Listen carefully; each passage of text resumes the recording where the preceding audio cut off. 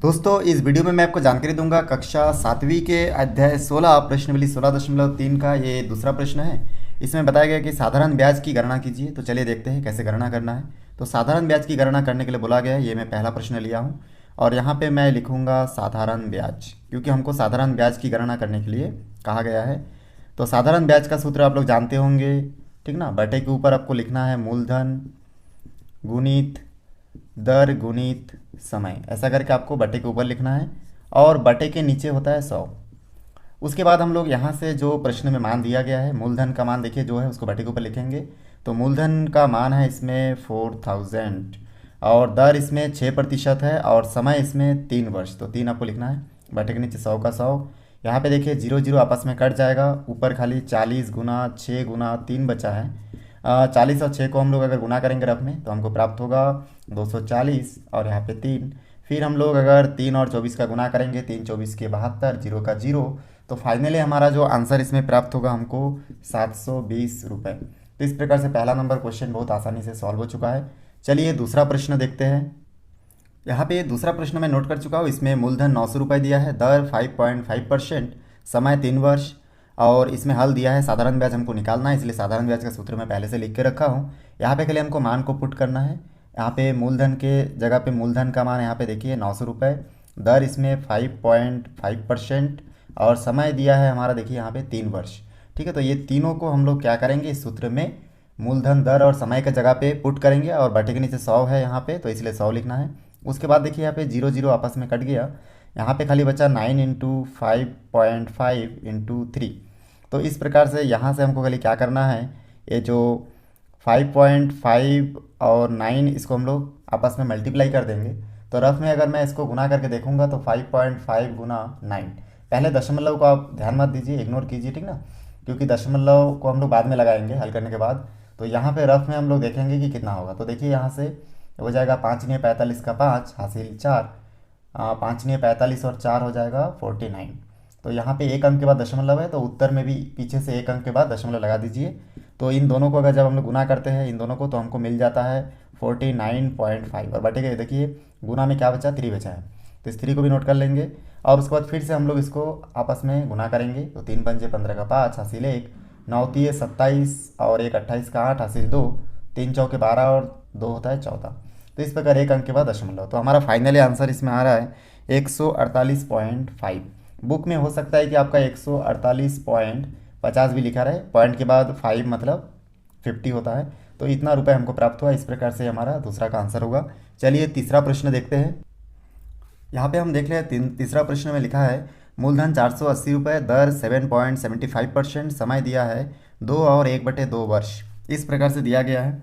यहाँ पे हम लोग ध्यान दे रहे हैं कि यहाँ पे जो समय दिया गया है वो कुछ बटे के रूप में है, तो समय को हम लोग थोड़ा सा और चेंजेस कर सकते हैं। हम लोग समय को लिख सकते हैं, देखिए नीचे के साथ हमेशा गुना होता है और ऊपर हमेशा जुड़ता है। तो 2 दूनी 4 और ऊपर का 1 जुड़ जाएगा, ठीक ना। 2 के साथ 2 का गुना करेंगे, 2 दूनी 4 और 1 हो जाएगा 5। तो हम लोग इसको लिख सकते हैं 5/2, ठीक ना। इतना वर्ष भी हम लोग लिख सकते हैं वर्ष की जगह पे। बहुत आसान चीज़ है, नीचे गुना करना है, नीचे संख्या से गुना होगा, ऊपर हमको जोड़ना है। उसके बाद देखिए यहाँ से हमको मान खाली फिलअप करना है यहाँ पे। तो हम लोग यहाँ पे मान बिठा सकते हैं, मूलधन के जगह पे मूलधन का मान बिठाएंगे, कितना है 480 रुपये, गुना दर के जगह पे 7.75% और समय के जगह पे हम लोग 5/2 लिख सकते हैं और बटे के नीचे 100 का 100। उसके बाद हम लोग आगे इसमें बढ़ेंगे तो यहाँ पे हम लोग लिख सकते हैं, देखिए जो बटे के ऊपर जो डबल संख्या उसको नीचे भी हम लोग निकाल सकते हैं, क्योंकि जब भी भाग गुना में चेंज होता है तो नीचे का संख्या ऊपर, ऊपर का संख्या नीचे आता है। तो इस प्रकार से ये जो नीचे का 2 है, इस 2 को हम लोग खिसका के नीचे लिख सकते हैं। तो यहाँ पे 5 और जो 2 है ये 100 के साइड में गुना के रूप में हम लोग इस प्रकार से लिख लेंगे। उसके बाद आगे बढ़ेंगे इसमें, तो हम लोग इसमें देखेंगे कि यहाँ से एक 0 और यहाँ से एक 0 आपस में कटेगा। तो यहाँ पे क्या बचा उसको हम लोग नोट कर लेंगे। यहाँ पे बचा 480, सॉरी यहाँ पे बचा 48 और इसमें मल्टीप्लाई के बाद यहाँ पे आपका बचा है 7.75 गुना 5 और यहाँ पे आपका नीचे बचा खाली 10 और 2, तो उसको भी हम लोग नोट कर दिए। तो यहाँ से हम लोग इसको आगे सॉल्व करेंगे। तो यहाँ पे हम लोग देखेंगे कि ये जो 5 है इस 10 को काट सकते हैं 5 से, तो यहाँ पे हमारा क्या बचेगा, 2 बचेगा। तो इस प्रकार से नीचे 2 और 2, यहाँ से 5 से हम लोग 10 को काटे, उसी प्रकार से इस 2 से हम लोग इस 48 को भी काट सकते हैं। तो हम लोग जानते हैं कि 24 दूनी 48 होता है। तो 24 के साथ ये 2 कट गया, 5 के साथ 10 कट गया, 2 बचा। तो इसमें जो जो बचा है उन सभी को हम लोग क्या करेंगे, यहाँ पे साइड में हम लोग नोट कर सकते हैं। तो यहाँ पे मैं लिखूँगा 24 और गुना के बाद देखिए ऊपर बचा है 7.75 और यहाँ पे कुछ नहीं बचा तो उसको लिखने की आवश्यकता नहीं है। तो इस प्रकार से आगे सॉल्व करेंगे इसको। तो यहाँ से हमको प्राप्त हो जाएगा बटे के नीचे खाली 2 प्राप्त होगा। उसके बाद यहाँ पे आगे हम लोग सॉल्व करेंगे इसको। तो यहाँ से हम लोगों को आगे मिल जाएगा, देखिए इस 2 से फिर 24 को भी काट सकते हैं। तो यहाँ पे बचेगा 12। तो यहाँ पे 12 गुना 7.75 हमारा बचा है। उसके बाद आगे इसको गुना करेंगे। तो रफ में अगर हम लोग 7.75 को ठीक ना, 7.75 को अगर आपस में मल्टीप्लाई करेंगे कितना से, 12 से, तो देखिए यहाँ पे मिलेगा 2 से गुना करेंगे तो हो जाएगा इसमें 5 दूनी 10 का 0 हासिल 1, 7 दूनी 14 और 1 15 का 5 हासिल 1, 7 दूनी 14 1 15 और यहाँ पे हो जाएगा 5 एकम 5, 7 एकम 7, 7 एकम 7। उसके बाद इसको जोड़ेंगे तो 0, 5 और 5 10 का 0 हासिल 1, 7 और 1 8, 5 इसमें हो जाएगा 13 हो जाएगा। इस प्रकार से 13 का 3 हासिल 1 और 1 और 1 2 और 7 हो जाएगा 9। तो इस प्रकार से हमको प्राप्त हो जाएगा 9300। और हम लोग जानते हैं कि इसमें 2 अंकों के बाद दशमलव था, देखिए 1 2 2 अंकों के बाद दशमलव है। तो यहाँ पे हम लोग उत्तर में भी 2 अंक के बाद दशमलव लगा देंगे। तो दशमलव के बाद 0 का कोई मतलब नहीं है, तो हम लोग खाली इसमें 93 रुपीज़ लिख सकते हैं। तो इस प्रकार से हमारा जो दूसरा का तीसरा प्रश्न है ये बहुत आसानी से सॉल्व हो जाता है। चलिए चौथा प्रश्न देखते हैं। उसके बाद देखिए यहाँ पे चौथा नंबर के बारे में, आपको चौथा प्रश्न कैसे सॉल्व कर सकते हैं इसको बताऊंगा। मैं आपको वही सब विधि बताता हूँ जो बहुत सिंपल रहता है, आसान तरीका बताता हूँ। तो अभी तक आपने मेरे चैनल को सब्सक्राइब नहीं किए तो प्लीज़ दोस्तों सब्सक्राइब कर देना। चलिए देखते हैं इसको कैसे सॉल्व करना है। यहाँ पे हम लोग देखिए मूलधन, दर, समय और बटे के नीचे 100 ये सब तो हम लोग लिख लिए हैं। साधारण ब्याज का फार्मूला, सिंपल इंटरेस्ट भी इसको कहते हैं हम लोग। अब यहाँ पे हम लोग क्या करेंगे, मूलधन का मान इसमें जो दिया है 525.25 और दर इसमें 4% है तो 4 लिखिए। समय इसमें देखिए 2 वर्ष है तो 2 लिखिए। और उसके बाद आखिरी में देखिए यहाँ पे दिया गया है 100 तो 100 इसमें नोट कर दीजिए। आगे बढ़ेंगे तो यहाँ पे हम लोग देखेंगे कि यहाँ पे 0 0 के साथ तो नहीं काट रहा है, लेकिन हाँ हम लोग 4 के साथ भी काट सकते हैं इसको और 2 के साथ भी इसको हम लोग काट के देख सकते हैं कितना होगा। तो यहाँ से हम लोग क्या करेंगे, इस 100 को 2 से पहले मैं भाग दे दूंगा। तो यहाँ पे देखिए 50 दूनी 100 होता है, तो यहाँ पे 50 बचेगा। जो उत्तर बचता है उसको हमेशा बड़ी संख्या के साइड में लिखना पड़ता है, ठीक ना। भाग देने के बाद जो बड़ी संख्या है वही पे साइड में हमको आंसर लिखना है। इस प्रकार से हम लोग इसको यहाँ से फिर क्या कर सकते हैं, जो बचा है उसको नोट कर लेंगे और यहाँ पे ऊपर 4 और नीचे देखिए यहाँ पे 50 इस प्रकार से बचा है। उसके बाद हम लोग आगे देखेंगे कि इसमें क्या कर सकते हैं। उसके बाद हम लोग आगे जानते हैं कि 4 को हम लोग 2 भाग में बांट सकते हैं। 2 दूनी 4 होता है, 2 दूनी 4, तो इस प्रकार से 4 कट गया। और इस 2 के साथ 50 को मैं काटूंगा तो 25 दूनी 50, तो यहाँ पे नीचे 25 बचा। और ऊपर देखिए हमारा 525.25 इंटू 2 बचा है और बटे के नीचे हमारा देखिए यहाँ पे कितना बचा, 25 बचा है। तो यहाँ पे शायद आप लोगों को दिख नहीं रहा है, चलिए मैं इसको साइड में लिख लेता हूँ। अब यहाँ पे देखिए जो 525.25 गुना 2 और 25 बचा था, इसको हम लोग क्या करेंगे, सबसे पहले गुना कर देंगे, इन दोनों से 2 का गुना कर देंगे। तो गुना करके यहाँ पे रफ में हम लोग देख लेते हैं कि कितना आएगा।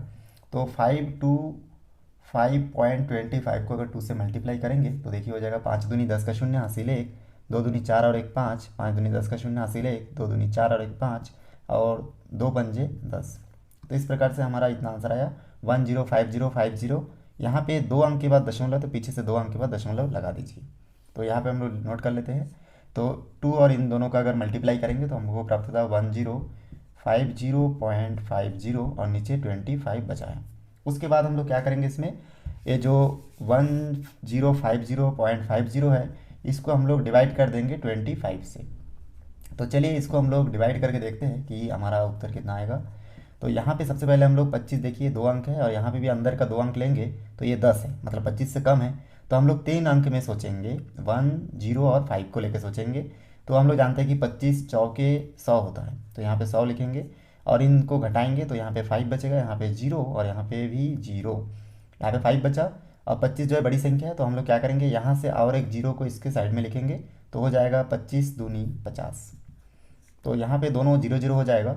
अब यहाँ पे 0 0 हो जाएगा, उसके बाद भी संख्या है तो इसलिए हम लोग क्या करेंगे, यहाँ पे हम लोग को इस 5 को नीचे उतारने के लिए एक जीरो लेना पड़ेगा, तो जीरो ले लेंगे और 5 का 5 होगा और जीरो का जीरो, तो हो जाएगा 25 दूनी 50। तो इस प्रकार से हम लोग देखेंगे कि हमारा आंसर आ जाएगा 4205, ठीक ना। कितना आया? 4202 इतना आया है। अब इसमें देखिए जो प्रश्न था इसमें 2 अंक के बाद दशमलव था, तो दशमलव को हम लोग आखिरी में लगाते हैं, तो यहाँ पे दशमलव लगा दीजिए, यहाँ पे भी दशमलव लगा दीजिए। तो इस प्रकार से बहुत आसानी से हमको प्राप्त हो जाता है 42.02 रुपये। बहुत लोग यहाँ पे नहीं समझते कि ये जो जीरो मैं क्यों लिया हूँ। जीरो इसलिए लिया क्योंकि देखिए यहाँ पे 25 दूनी 50 हो गया, यहाँ पे दोनों जीरो जीरो हो गया, उसके बाद भी संख्या बचा था।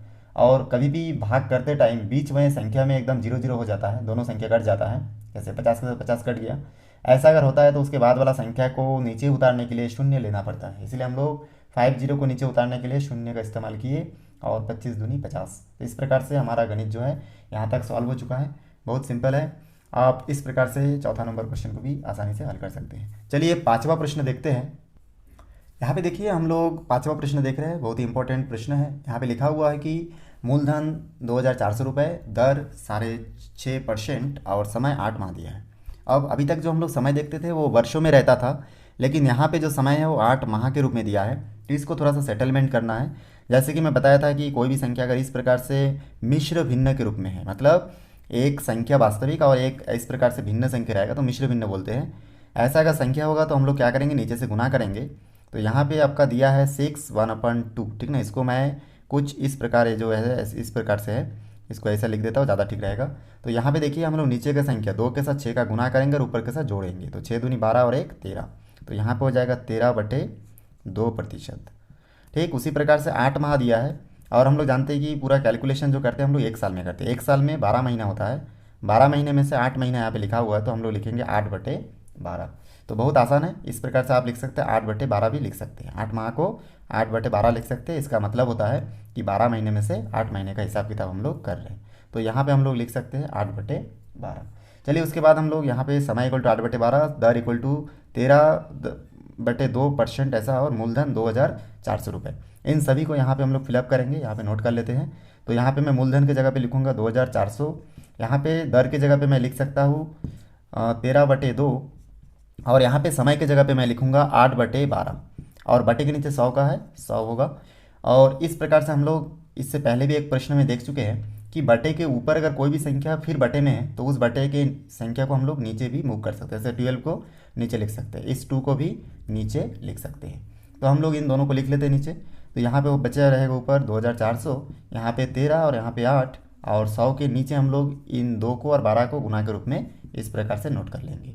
ठीक, उसके बाद यहाँ से हम लोग देखेंगे कौन कौन सी संख्या आपस में कट सकता है। यहाँ पे देखिए 0 के साथ 0 कटेगा, और उसके बाद इस 2 के साथ हम लोग 8 को काट सकते हैं, तो यहाँ पे बचेगा 4 दूनी 4 बचेगा, 4 दूनी 8 होता है।